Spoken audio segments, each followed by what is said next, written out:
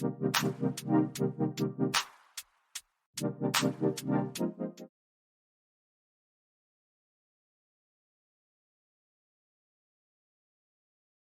going on, everybody, and welcome to the Other Side of the Firewall podcast, where we talk about the latest and greatest in cybersecurity news, as well as we highlight those movers and shakers and glass ceiling breakers, those people of color who've made it to the other side of the proverbial firewall. My name is Ryan Williams, and today I'm joined by Chris Apica. What's going on, everybody? And Daniel Acevedo. How's it going, guys? What's going on? So again, please tune in to Monday and Tuesday, our topics, Wednesday discussion, Thursdays, Ask CISSP. Like I said, it's not a lot of those this holiday, but we have a few coming up. We might do some throwbacks, things of that nature as well. And then Fridays, everything else, so movies, books, games, all that good stuff. So definitely continue to tune in for all of that goodness and leave us your feedback. So the next article is Canada orders TikTok to shut down over national risk concerns. So this one is written by Bleeping Computer by Bill Towles. I'm terrible at this. I need Chan to come back. So in this article, it talks about how the Canadian government has ordered the dissolution of TikTok Technology Canada following a multi-step review that provided information and evidence of the social media company posing a national risk. So they told TikTok to shut down its on-premise business immediately. So yeah, that's the thing. I'm going to toss it to Daniel. What are your thoughts about this? Yeah, so now we see this, both US and Canada are kind of in the outs with TikTok. I'm going to throw it back a little bit with this phrase I'm about to say, but in the famous words of James Franco in the interview, this is same, but different, right? The US didn't want TikTok either physically, they don't want the app on the stores, nothing. They want to, exercise that demon and get them out completely. With Canada, it's a little different because they're allowing the users to both have the app and become a content creator on the app if they want. They just don't want any physical presence of TikTok within the country itself. What's really going on there? We're not too sure, but if you ask me, put my tinfoil hat on real quick. I think either TikTok. You put on, hold on, for the people just listening, you put on a real tinfoil hat, people. I'm going to make that the thumbnail. If you ask me, I think either ByteDance sending like spies or something like that to these countries to actually try to infiltrate the governments or something like that, or they're using TikTok as a platform to brainwash to different countries as well. I'm not too sure what's going on, but that's like my tinfoil hat on it. But in all seriousness, though, all this has to come from, there's got to be a larger intelligence gathering that's marking these information for the governments to be taking these stances. And obviously the general users and us in the background talking heads are not going to really know what's going on.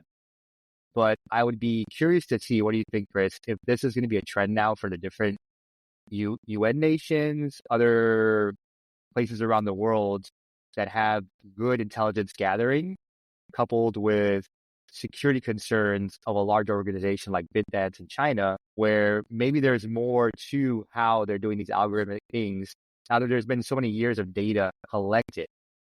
What are your thoughts?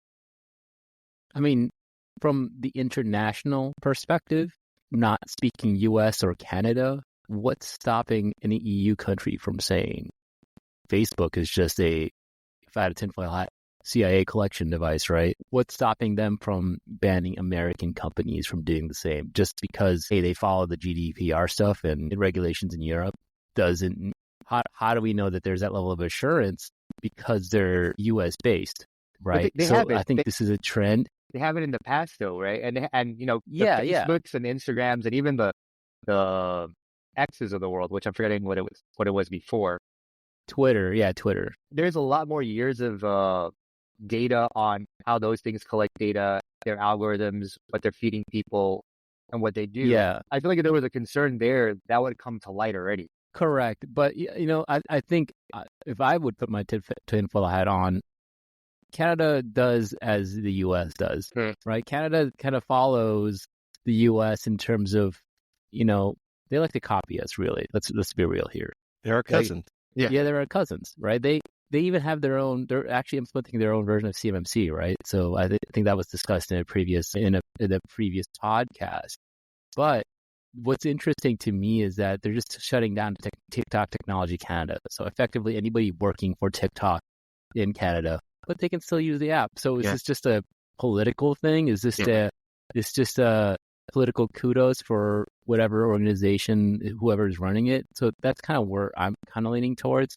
I think just, based on current political landscape, there's a lot of protectionist, isolationist vibes coming from a lot of these electorates, right?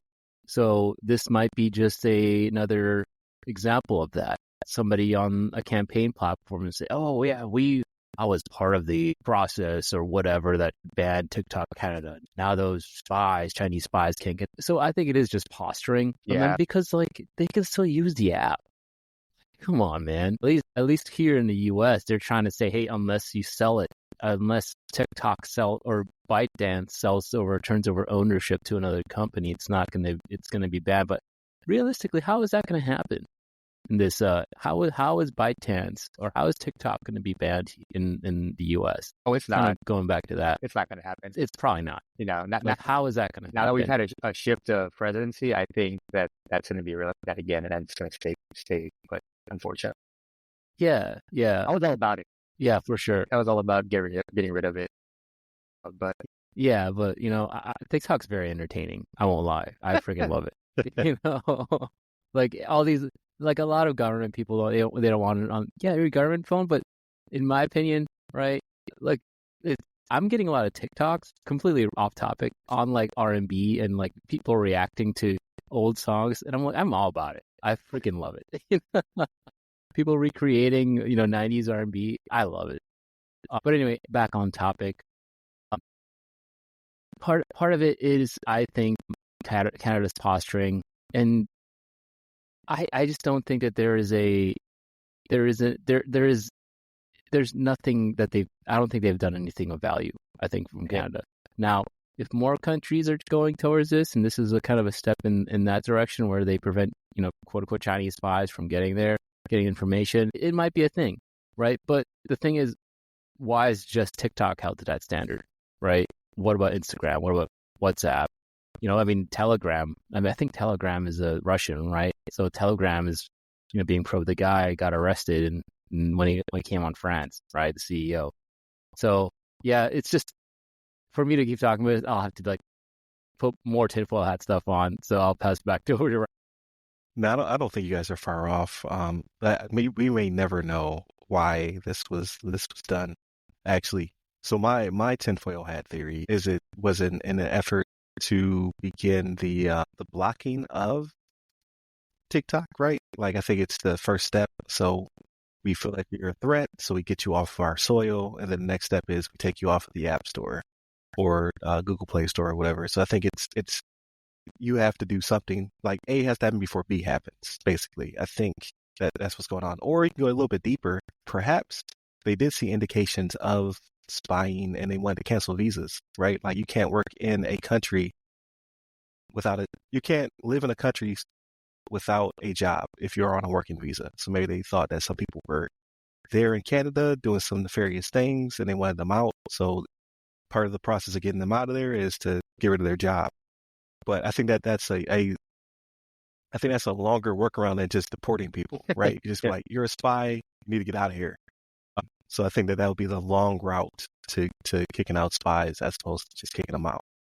So it could be posturing. Like I don't think that you're on the wrong track, Chris, at all. Like I think that most likely that is the easy answer. That is probably what they are doing, right? It's the most common sense answer is that they don't their constituents are anti foreign bodies and social media presence and things of that nature. So they're putting up a hard stance to then run on that in the future.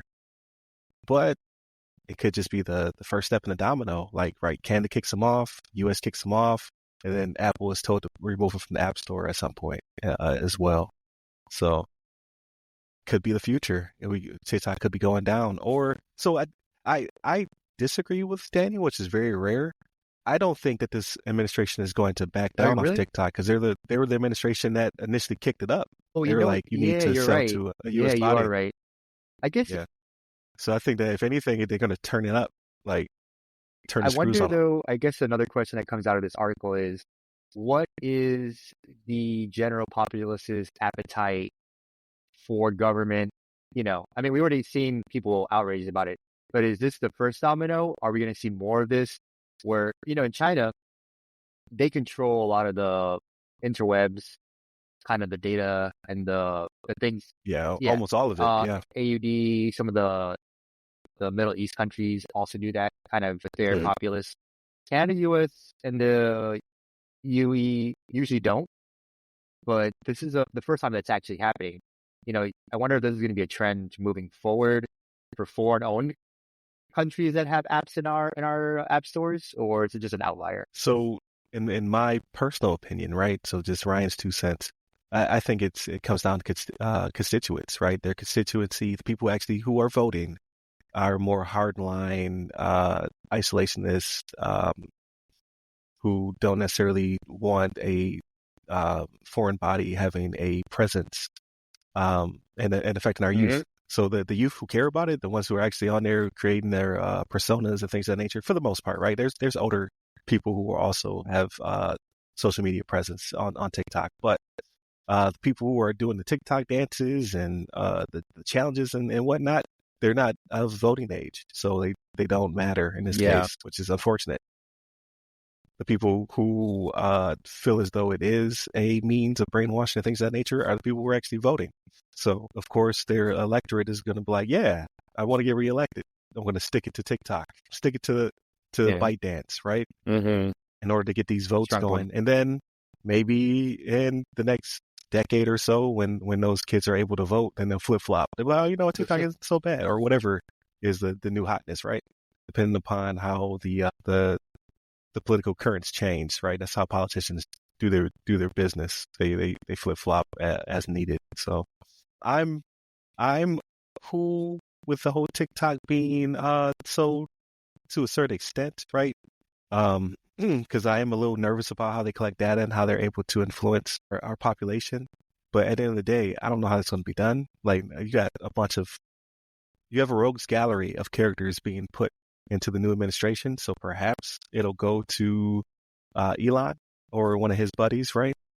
And then it'll be U.S. owned, because X or Twitter, whatever it's called now, can definitely use the presence, or the disappearance of a social media platform, right? Because then that bolsters everybody else's platform. So I don't know. We'll see what the future holds on that one, but I think this is the first domino, and we'll see what the U.S. does to it in January, probably. Yeah, we'll see. They'll start talking about it. Yeah.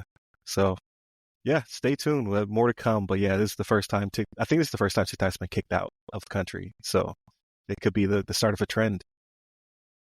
Hit up all the websites that go by our name. You can hit us up on the other side of the firewall, the other side of the FW, or ask CSSP. You can hit me up personally. I'm at Ryan Security Guy. You can find me on pretty much all the platforms, but I'm most active on LinkedIn. And where can I find you, Chris? You can find me on LinkedIn under Chris Abacon. Last name spelled A Bacon. You can find me on LinkedIn under my name, Daniel Acevedo. There it is. Stay safe. Stay secure.